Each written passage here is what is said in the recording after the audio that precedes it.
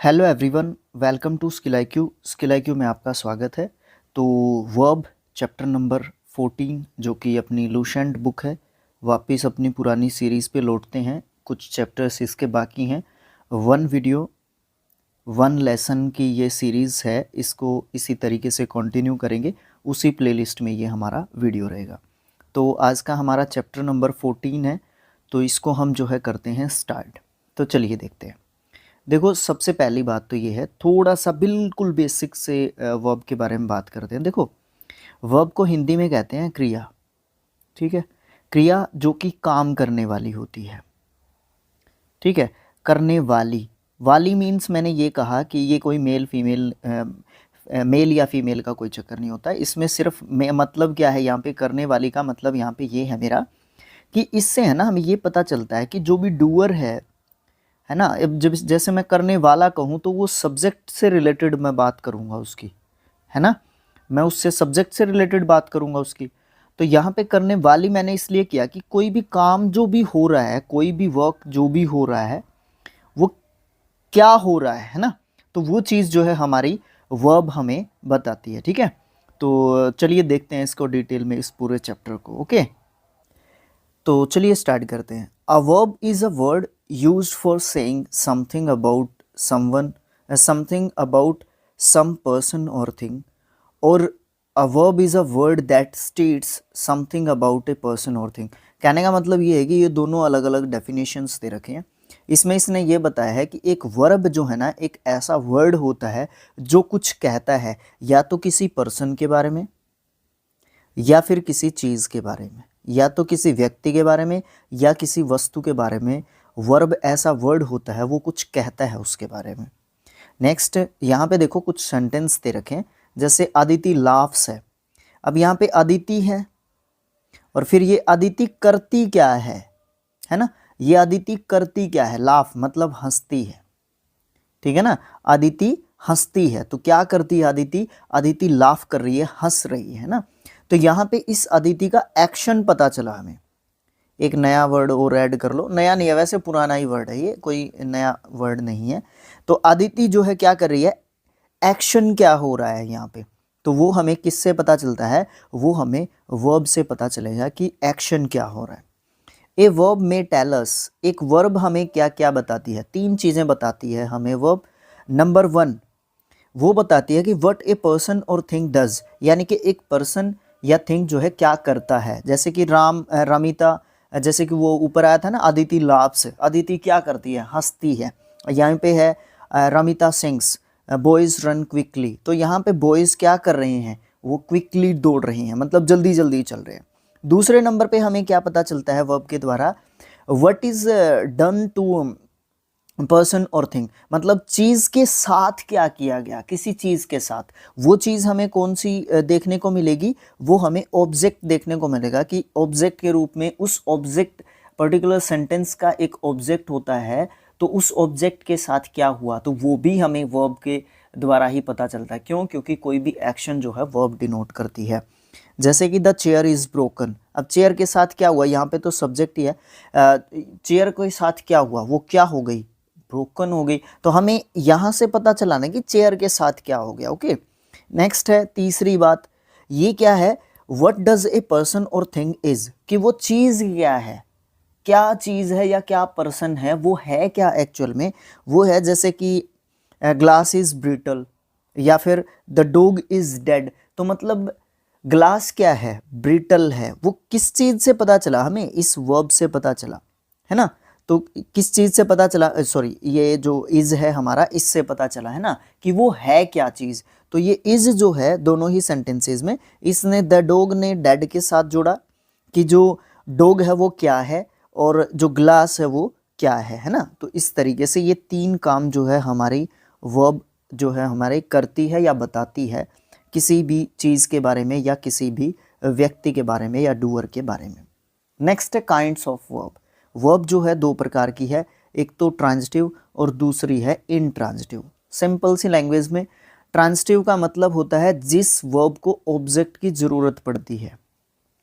Intransitive का मतलब होता है जिस वर्ब को ऑब्जेक्ट की ज़रूरत नहीं पड़ती है, ठीक है। यहाँ पे आप विद डिटेल इस चीज़ को पढ़ सकते हैं। A verb which requires an object after it, एक ऐसी वर्ब जिसको ज़रूरत पड़ती है उसके बाद कि ऑब्जेक्ट होना चाहिए, to complete its sense is called a transitive verb, उसकी सेंस को कंप्लीट करने के लिए, इसलिए हम उस वर्ब को क्या कहेंगे, जिसको ऑब्जेक्ट की ज़रूरत पड़ेगी, हम उस वर्ब को कहेंगे ट्रांजिटिव वर्ब, है ना। एग्जाम्पल के तौर पे देख सकते हैं आप, the man killed a snake, अब यहाँ तक लिख दो अ मैन किल्ड, क्या किल्ड, क्या हो गया, क्या किसको किल कर दिया गया, तो यहाँ पे इस वर्ब को किसकी ज़रूरत पड़ रही है, आ स्नेक। अब आ स्नेक क्या है यहाँ पे हमारा ऑब्जेक्ट, तो ये कौन सी वर्ब हो गई, ये वर्ब होगी ट्रांजिटिव, ठीक है। इस तरीके से हम चीज़ों को जान सकते हैं। दूसरा टाइप इसका क्या था, intransitive, a verb which does not require an object to complete its sense, एक ऐसी वर्ब जिसको ज़रूरत नहीं है किसी भी ऑब्जेक्ट की उसकी सेंस को कंप्लीट करने के लिए, but makes good sense by itself, और इतना ही नहीं कि वो अपनी सेंस को भी जो है क्या कर सकती है, कंप्लीट कर सकती है खुद ही, is called an intransitive verb, इसीलिए उस वर्ब को क्या कहा जाता है, इंट्रांजिटिव वर्ब कहा जाता है, ठीक है। अब जैसे यहाँ पे देख लो अ मैन डाइड, अब यहाँ पे डाइड जो है ना, इससे आगे इसको ऑब्जेक्ट की ज़रूरत नहीं है, इस वर्ब को डाइड को ऑब्जेक्ट की जरूरत नहीं है, इसका मतलब इसका बेस फॉर्म डाई है ना, तो ये कह सकते हो कि ट्रांजिटिव इंट्रांजिटिव वर्ब है हमारी जो डाई है, ठीक है। इस तरीके से भी आप चीज़ों को बेसिक जो तरीका है ना उससे समझ सकते हैं। अब उसके बाद एक नोट आ गया यहाँ पे, तो व्हाट और whom लगाकर जब हम प्रश्न करेंगे, जो भी हमें इनके प्रश्न के आंसर जो हमें मिलेंगे तो वो हमारे होंगे ऑब्जेक्ट, ठीक है, वो ऑब्जेक्ट होंगे और वर्ब होंगे, तो हमें जब इनके आंसर मिलेंगे तो वो ट्रांजिटिव वर्ब में मिलेंगे, ठीक है। वैसे इसकी कोई खास ज़रूरत नहीं है, मुझे ऐसा लगता है कि मैं काफ़ी अच्छे तरीके से इसको पीछे एक्सप्लेन कर चुका हूँ। जब आप इस वीडियो को देख चुके होंगे कंप्लीट, जितने भी टाइम तक ये बनेगा मुझे नहीं पता, तो इस वीडियो को जैसे ही आप देख के फिर आप बुक को जो है पढ़ेंगे, तो मुझे ऐसा लगता है कि मतलब बड़ा ही ज़बरदस्त एक तरीका यहाँ पे आपको आपके अंदर एक डेवलप होगा कि आप इस वीडियो को देख के उसके बाद आप बुक से पढ़ें। वो पढ़ना ज़रूरी है, बुक से आपने वीडियो देख लिया बट आपने पढ़ा ही नहीं, सीधा एक्सरसाइज करने लगे, वो गलत बात है। आपने अपने आप से रूल्स को पढ़ना है अच्छे तरीके से ताकि माइंड में सेट हो जाए। फिर नेक्स्ट चीज़ आती है some important facts of verb. Important facts, important जो महत्वपूर्ण जो तथ्य हैं वर्ब के बारे में वो कुछ बात कर लेते हैं, और यहाँ पे बड़े इंपॉर्टेंट तथ्य हैं, ठीक है, वो जानने की कोशिश करते हैं। कुछ ऐसे ट्रांजिटिव वर्ब्स हैं जिनमें नाम लेते हैं give, ask, offer, promise, tell, ये सब जो है ऐसे वर्ब्स हैं जो दो ऑब्जेक्ट लेते हैं। कितने ऑब्जेक्ट लेते हैं, दो ऑब्जेक्ट लेते हैं, जिनमें से एक ऑब्जेक्ट होता है इनडायरेक्ट और दूसरा ऑब्जेक्ट होता है डायरेक्ट। अब ये भी प्रॉब्लम हो जाती है, डायरेक्ट ऑब्जेक्ट किसको कहते हैं, इनडायरेक्ट ऑब्जेक्ट किसको कहते हैं, ये भी तो समस्या है ना। तो यहाँ पे देखो, जो भी पर्सन को डिनोट करने के लिए यूज़ किए जाएंगे ऑब्जेक्ट, वो हमारे इनडायरेक्ट ऑब्जेक्ट होते हैं, जैसे कि प्रोनाउंस यहाँ पे आप समझ सकते हो। और जो चीज़ों को बताने के लिए जो ऑब्जेक्ट्स यूज़ किए जाते हैं उनको हम डायरेक्ट ऑब्जेक्ट जो है कहते हैं। अब एक और पॉइंट, इनडायरेक्ट ऑब्जेक्ट का प्रयोग हम डायरेक्ट ऑब्जेक्ट के पहले करते हैं, अर्थात डायरेक्ट ऑब्जेक्ट का प्रयोग इनडायरेक्ट ऑब्जेक्ट के बाद होगा। देखो इसने मतलब एक ही बात को दो तरीके से लिख दिया, ये थोड़ी सी एक्सेसिव चीज़ जो है लुसेंट में दी गई है, ठीक है। एक ही बात पढ़ लो, ये एक ही बात है, ये दूसरे नंबर पे बस नाम आगे पीछे कर दिया। जैसे कि देखो यहाँ पे है ये sentence, she gave me an apple, ठीक है, ये पूरा सेंटेंस है, she gave me an apple. अब यहाँ पे अगर इसको पूरा अलग से तोड़ दोगे तो ये हमारा सब्जेक्ट है, ये हमारा वर्ब है, वर्ब में भी सेकंड फॉर्म है, ये हमारा इनडायरेक्ट ऑब्जेक्ट होगा मी, मी जो है क्या है, पर्सनल प्रोनाउन है, पर्सनल प्रोनाउंस में भी क्या है, ऑब्जेक्टिव केस का प्रोनाउन है। हाँ, ऐसे तोड़ते चलना है चीज़ों को। फिर हमारा डायरेक्ट ऑब्जेक्ट आएगा एन एप्पल। अब एन एप्पल हमारा क्या है, ये दोनों ही ऑब्जेक्ट हैं भाई, सबसे पहली बात तो ये है दोनों ऑब्जेक्ट हैं, लेकिन ऑब्जेक्ट को भी हम तोड़ रहे हैं डायरेक्ट एंड इनडायरेक्ट ऑब्जेक्ट में। तो क्या करोगे आप, यहाँ पे ये इनडायरेक्ट ऑब्जेक्ट हो गया मी। फिर उसके बाद है एन एप्पल। एन एप्पल जो है हमारा, एन एप्पल को भी तोड़ दो, एप्पल जो है हमारा नाउन हो गया, उसके पहले जो है हमारा एन आर्टिकल आ गया, ठीक है। तो लेकिन ये हमारा क्या होगा, इनडायरेक्ट ऑब्जेक्ट पहले आएगा जो कि पर्सन को डिनोट करेगा, और डायरेक्ट ऑब्जेक्ट बाद में आएगा जो कि किसी भी चीज़ को डिनोट करेगा। यहाँ पे इस लाइन में ये चीज़ लिखी हुई है 2 बार करके, ठीक है। यहाँ पे समझ गए सारी चीज़ें, ये 7 के 7 सेंटेंस है ना, आप पढ़ के देख लेना।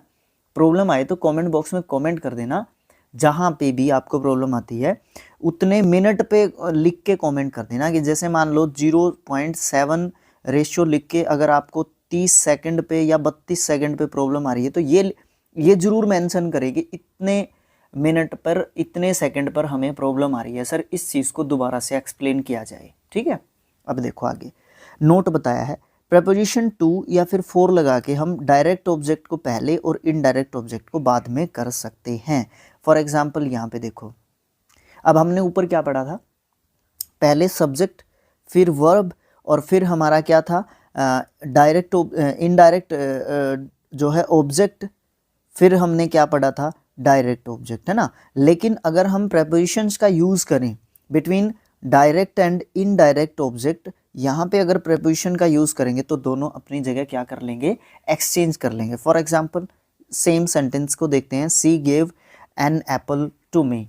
यहाँ पे ऊपर क्या लिखा हुआ था, सी गेव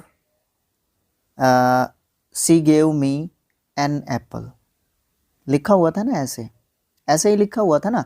अब ये चीज़ अगर मैं डायरेक्ट ऑब्जेक्ट और इनडायरेक्ट ऑब्जेक्ट के बीच में, यानी कि डायरेक्ट और इनडायरेक्ट ऑब्जेक्ट के बीच में क्या कर दूं, प्रेपोजिशन का यूज़ कर दूं, और यहाँ पे 2 ही प्रेपोजिशंस यूज़ किए जा सकते हैं, 4 या फिर 2। तो जो भी रिक्वायर्ड प्रेपोजिशन होगा वो डिपेंड करता है कि ऑब्जेक्ट किस प्रकार का है।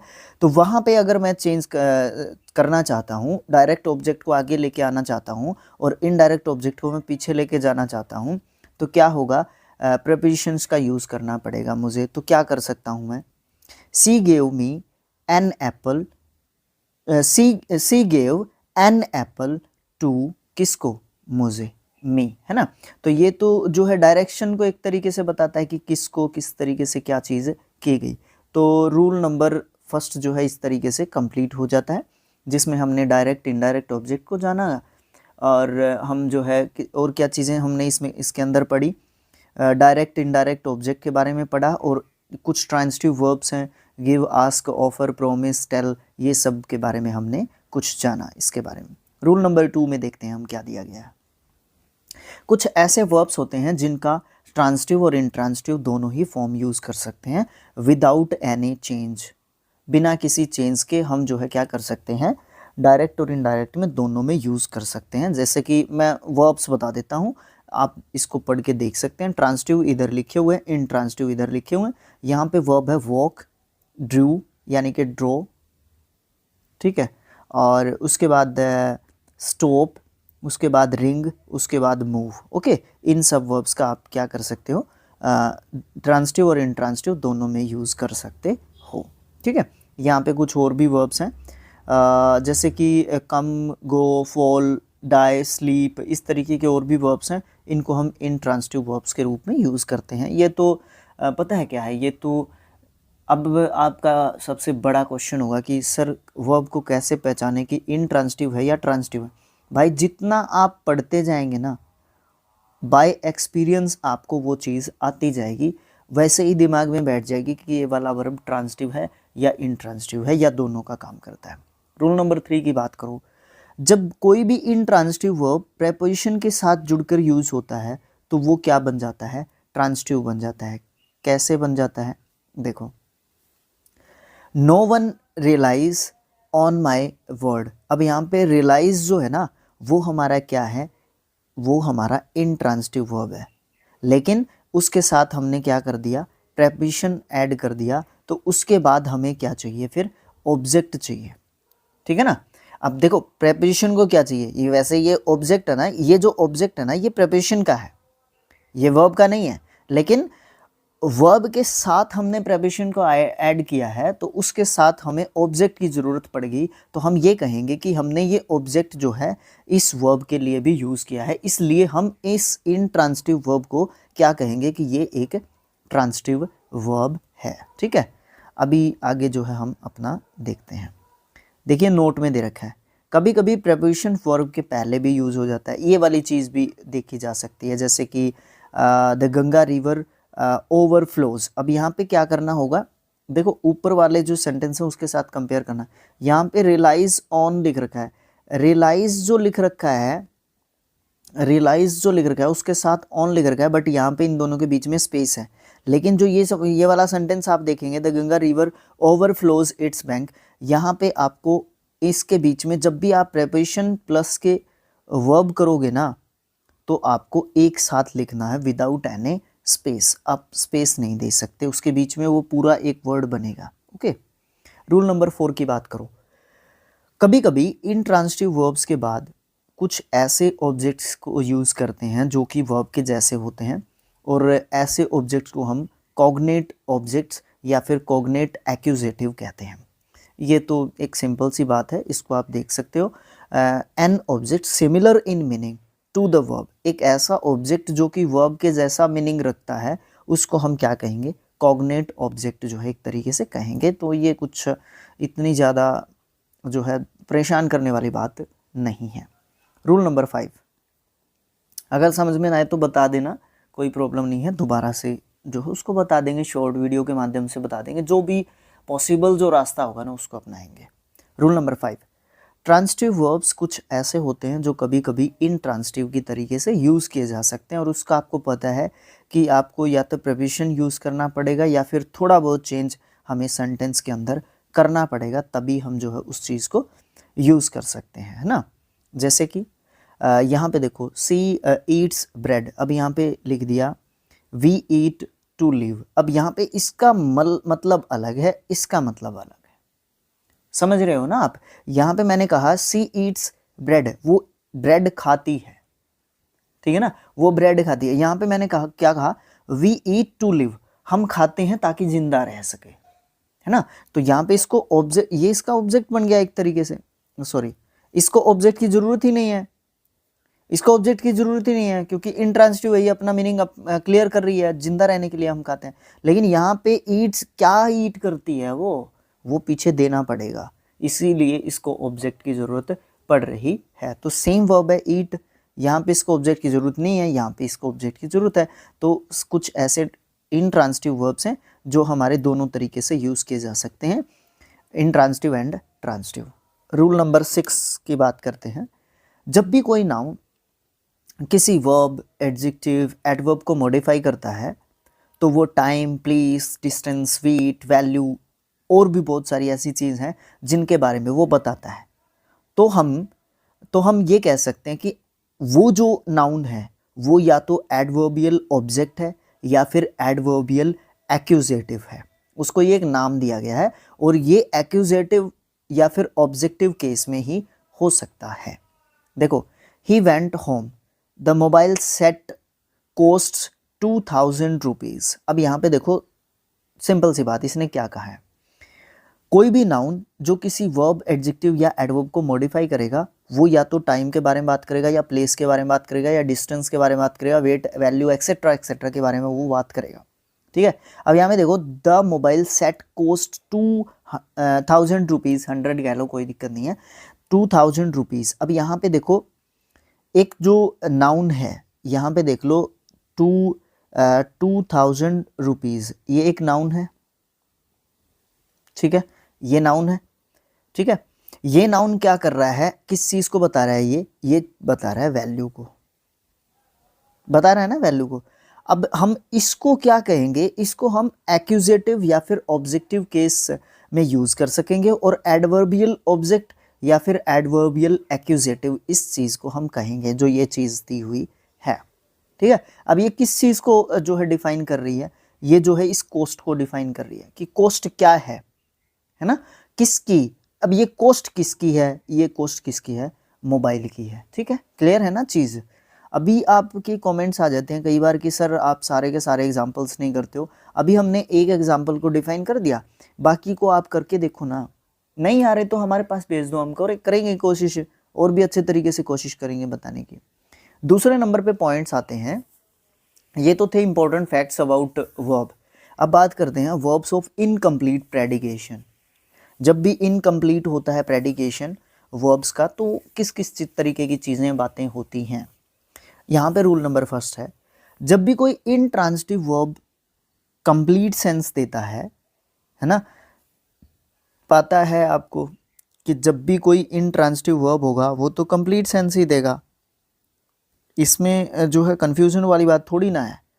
तो वर्ब ऑफ कंप्लीट प्रेडिकेशन उसको कहते हैं भाई। इसमें मतलब परेशानी नहीं होना है, इसमें कोई दिक्कत वाली बात है ही नहीं, इस चीज़ को ज़्यादा दिमाग पे नहीं बैठाना है, ठीक है।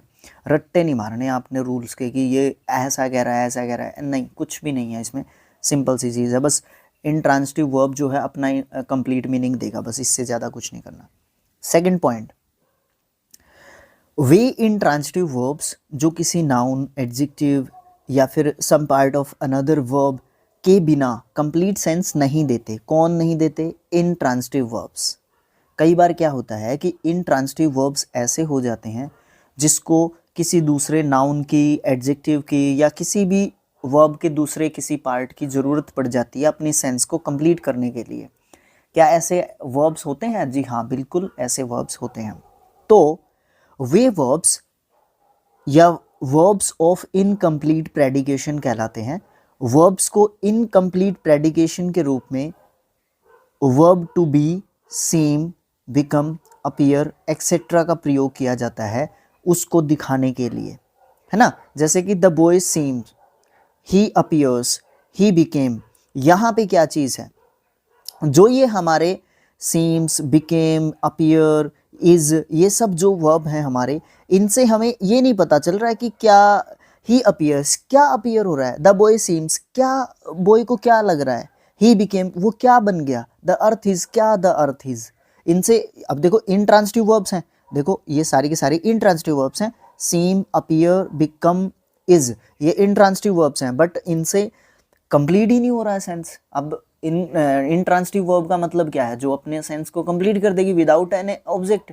अब यहाँ पे ऑब्जेक्ट की ज़रूरत तो नहीं है, लेकिन कोई ना कोई नाउन, कोई ना कोई एडजेक्टिव या कोई ऐसी चीज़ हमें यहाँ पे चाहिए जिससे क्या कर सकें, ये वर्ब्स अपना जो है क्या कर सकें, अपना जो मीनिंग जो है ना उसको कंप्लीट कर सकें। तो हम इनको क्या करते हैं, तो हम इनको कोई ना कोई, या तो कोई ना कोई नाउन दे देंगे, या कोई ना कोई एडजेक्टिव दे देंगे, या कोई और चीज़ दे देंगे, है ना, जिससे क्या कर सकें, ये अपना मीनिंग जो है क्या कर सकें, कंप्लीट कर सकें, ताकि जो बात है ना वो कहना क्या चाहता है उस चीज़ का हमें पता चले, है ना। अब जैसे कि द बॉय सीम्स लिख रखा था, तो वहाँ पे मैंने एक एडजेक्टिव दे दिया टायर्ड। बॉय कैसा प्रतीत होता है? टायर्ड। अब जैसे वो था ही बिकेम, अब वो क्या बन गया या क्या हो गया? तो अ डॉक्टर, है ना, अ डॉक्टर, या फिर a teacher, a cricketer, a player, a wrestler, जो भी आप कहना चाहें। तो उसको मैंने क्या दे दिया? नाउन दे दिया। ही अपीयर्स प्लेज्ड, प्लेज्ड मतलब क्या है कि एक पास्ट पार्टिसिपल दे दिया। यहाँ पे मैंने किसी का वर्ब का एक पार्ट दिया है, ठीक है ना। यहाँ पे ये चीज़ लिख रही है इसने पीछे, है ना, पार्ट ऑफ अनदर वर्ब, तो ये वर्ब का एक पार्ट हो गया ना, पास्ट पार्टिसिपल, है ना। तो हम उसको ये कह सकते हैं। अब आप इसी सेम चीज़ को कॉम्प्लीमेंट भी कह सकते हो। कॉम्प्लीमेंट क्या होता है सर?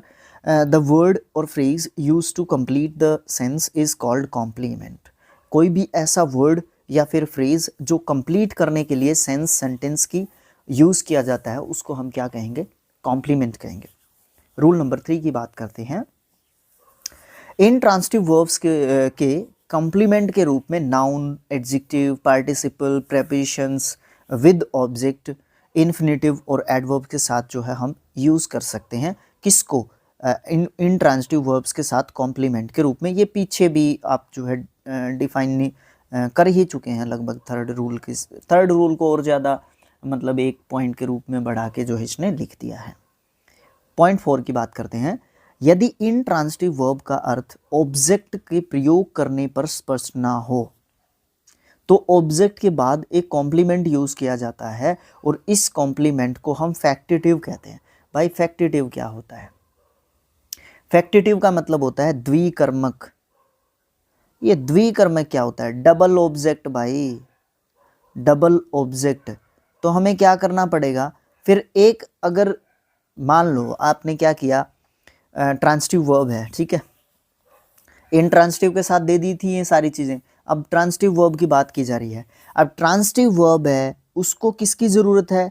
ऑब्जेक्ट की ज़रूरत है। लेकिन भाई साहब वो ऑब्जेक्ट देने के बाद भी अपने मीनिंग को कंप्लीट नहीं कर पा रही है वर्ब। समझ रहे हैं चीज़ों को?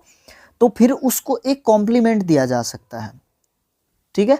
उसको क्या दिया जा सकता है? एक कॉम्प्लीमेंट दिया जा सकता है। फॉर एग्जाम्पल किस तरीके से वो कॉम्प्लीमेंट जो है एक तरीके से दिया जा सकता है, अभी देखो एक मिनट। हाँ,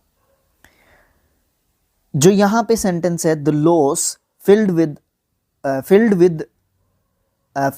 अस विद ग्रीफ, यहाँ पे देखो, यहाँ पे दे रखा है इसने, जो ये सेंटेंस है फिल्ड विद ग्रीफ जो इसमें लिखा हुआ है, ये जो है वर्बियल जो आइडिया है इसके अंदर ये प्रेजेंट किया गया है।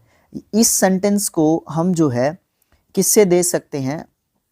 देखो सबसे पहले तो मैंने कन्फ्यूज़न क्रिएट कर दिया इस लाइन को पढ़ के, मुझे इसको पढ़ना ही नहीं चाहिए था। अब देखो ध्यान से क्या हुआ, मैंने यहाँ तक सेंटेंस को ले लिया, फुल स्टॉप लगा दिया, द लॉस फिल्ड अस। अब देखो मैंने इस वर्ब को क्या दे दिया? एक ऑब्जेक्ट दे दिया, बट इस ऑब्जेक्ट से ये बात क्लियर नहीं हो रही ना।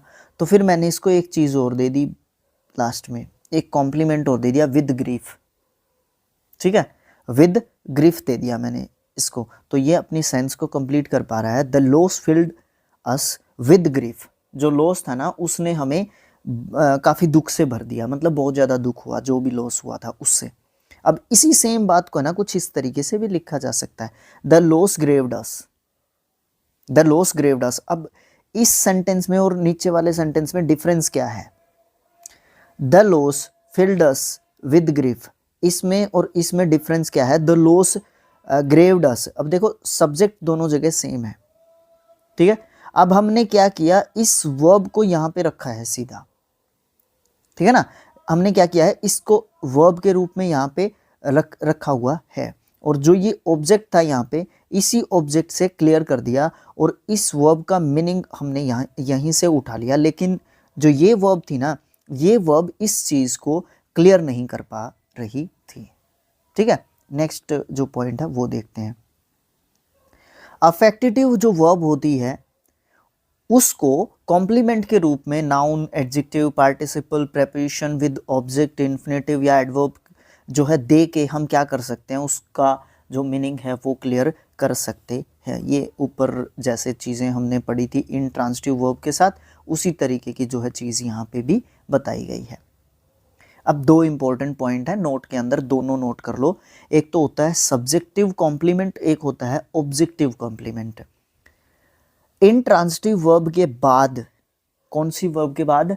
इंट्रांसिटिव वर्ब के बाद जब कॉम्प्लीमेंट दिया जाता है और वो कॉम्प्लीमेंट सब्जेक्ट को रेफर करने के लिए हम यूज करते हैं, उस चीज को बोलते हैं सब्जेक्टिव कॉम्प्लीमेंट। सेम चीज विद ट्रांसिटिव वर्ब यूज की जाती है, बट किसको रेफर करने के लिए? ऑब्जेक्ट को रेफर करने के लिए, तो हम उस चीज को कहेंगे ऑब्जेक्टिव कॉम्प्लीमेंट, ठीक है। एक सेंटेंस लिखो सब्जेक्टिव कॉम्प्लीमेंट का और एक सेंटेंस लिखो ऑब्जेक्टिव कॉम्प्लीमेंट का, ठीक है। सब्जेक्टिव और ऑब्जेक्टिव कॉम्प्लीमेंट के एक एक सेंटेंस कमेंट बॉक्स में लिख के दिखाओ, ताकि मुझे पता चले कि यहाँ तक आपने वीडियो को देखा है 28 मिनट तक, 29 मिनट तक, ठीक है। लास्ट पॉइंट पे पहुँच चुके हैं हम अपने लेसन के, वर्ब जो है, some important facts of verb. To be जो होगी वर्ब, उसके साथ वर्ब का फोर्थ फॉर्म यूज़ किया जाता है। देखो सबसे पहले तो ये समझ लो कि वर्ब का फोर्थ फॉर्म जो है, वर्ब प्लस के वर्ब की फर्स्ट फॉर्म के साथ आईएनजी वाला जो फॉर्म होता है ना, वो वर्ब का फोर्थ फॉर्म होता है। वर्ब का फिफ्थ फॉर्म कौन सा होता है? जिसमें एस, ईएस या फिर आईईएस हम ऐड करते हैं, वो हमारा वर्ब का कौन सा फॉर्म होता है? वो हमारा वर्ब का फिफ्थ जो है फॉर्म होता है। दोनों में कन्फ्यूजन क्लियर है ना। उसके बाद नेक्स्ट पॉइंट, पैसिव वॉइस में टू बी के साथ वर्ब की थर्ड फॉर्म का यूज़ किया जाता है। हैज़ हैव हैड के साथ वर्ब का थर्ड फॉर्म यूज़ किया जाता है। डू डज और डिड के साथ वर्ब की फर्स्ट फॉर्म का यूज़ किया जाता है। ये तो मैं वैसे भी बताता रहता हूँ आपको। मॉडल ऑक्सिलरी वर्ब के साथ वर्ब का फर्स्ट फॉर्म यूज़ किया जाता है। रूल नंबर 6 की बात करो, किसी भी पर्टिकुलर वर्ब के बदले में कोई दूसरी वर्ब को यूज़ नहीं किया जा सकता। ये समझने की ज़रूरत है। यहाँ पे हमें किस चीज़ का पता होना चाहिए, जो भी हमारा वर्ब हम यूज़ कर रहे हैं उसका एक प्रॉपर जो मीनिंग होता है ना, उसका पता होना चाहिए। और एक होता है सिचुएशनल मीनिंग, कि वहाँ पे है ना उसकी जो सिचुएशन है ना, वहाँ पे उसके कौन से मीनिंग की ज़रूरत है।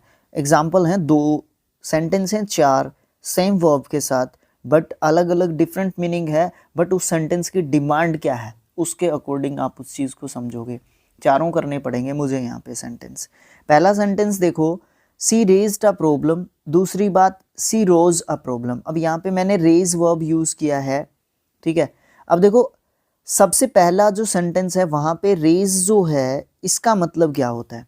इसका मतलब होता है किसी भी बात या प्रॉब्लम या किसी भी मुद्दे को उठाना। अब यहाँ पे अ प्रॉब्लम लिख रखा है तो किसी भी मुद्दे को उठाना, इसलिए ये सेंटेंस सही है।